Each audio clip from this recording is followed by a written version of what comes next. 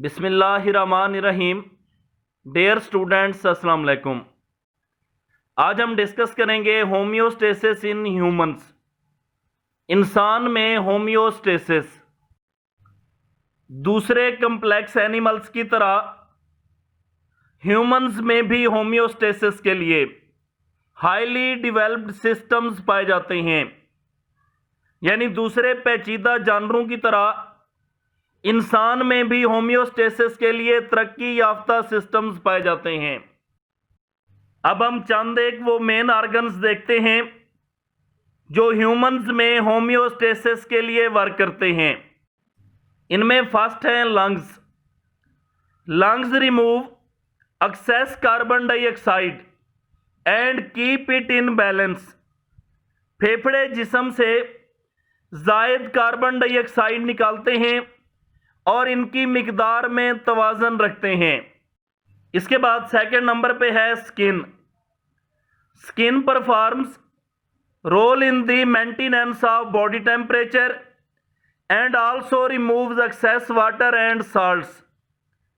जिल्द जिस्म का दर्जा हरारत बरकरार रखने में किरदार अदा करती है और जिस्म से फालतू पानी और नमकियात भी खारिज करती है। थर्ड नंबर पे है kidney. The kidney filters excess water, salts, urea, uric acid etc from the blood and forms urine. गुर्दे खून से जायद पानी, नमकियात, यूरिया, यूरिक एसिड वगैरह को फिल्टर करते हैं और पेशाब बनाते हैं। अब हम स्किन को स्टडी करते हैं। हमारी स्किन 2 लेयर्स पर कंसिस्ट होती है, यानी हमारी जिल्द 2 तहों पर मुश्तमिल है।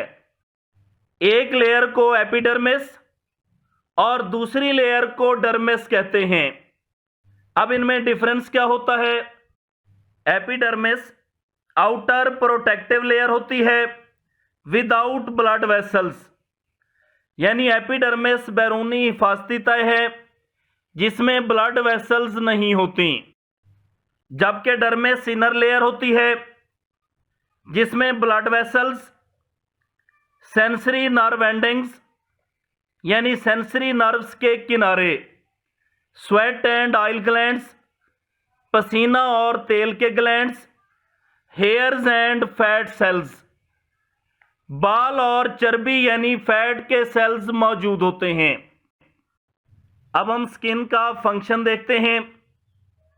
स्किन बॉडी टेम्परेचर की रेगुलेशन के लिए इंपॉर्टेंट रोल परफॉर्म करती है, यानी जिस्म का दर्जा हरारत कंट्रोल करने में जिल्द अहम किरदार अदा करती है।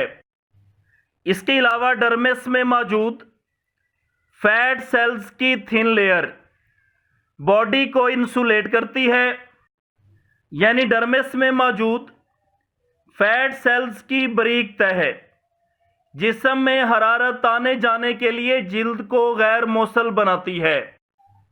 इसी तरह हेयर के साथ अटैच्ड स्मॉल मसल्स की कंट्रैक्शन से गूज बम्प्स बनते हैं, यानी बालों के साथ लगे छोटे मसल्स के सिकुड़ने से जिल्द पर ठठराहट की कैफियत होती है।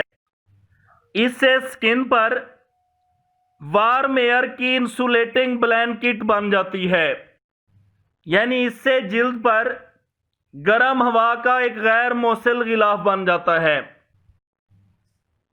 इसी तरह स्किन कूलिंग इफेक्ट प्रोवाइड करने में भी हेल्प करती है, यानी जिल्द जिस्म को ठंडक भी देती है।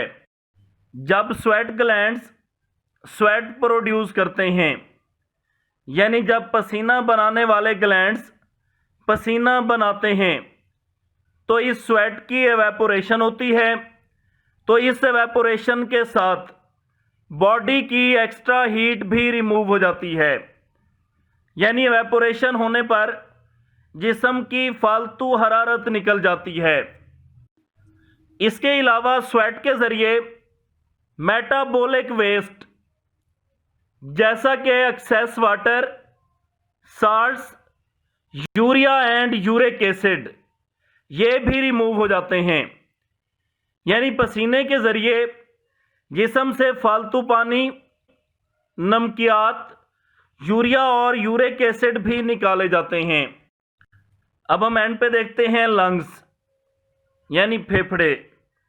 हमारे लंग्स किस तरह ब्लड में कार्बन डाइऑक्साइड की कंसंट्रेशन को कांस्टेंट रखते हैं। हमारे सेल्स जब सेलुलर रेस्पिरेशन करते हैं तो कार्बन डाइऑक्साइड बनाते हैं, फिर ये कार्बन डाइऑक्साइड सेल से निकलकर टिश्यू फ्लूइड में और फिर टिश्यू फ्लूइड से ब्लड में डिफ्यूज कर जाती है। फिर ब्लड इस कार्बन डाइऑक्साइड को लंग्स में लाते हैं और लंग्स इन्हें बाहर एयर में रिमूव कर देते हैं। यह था आज का हमारा टॉपिक। अल्लाह हाफिज।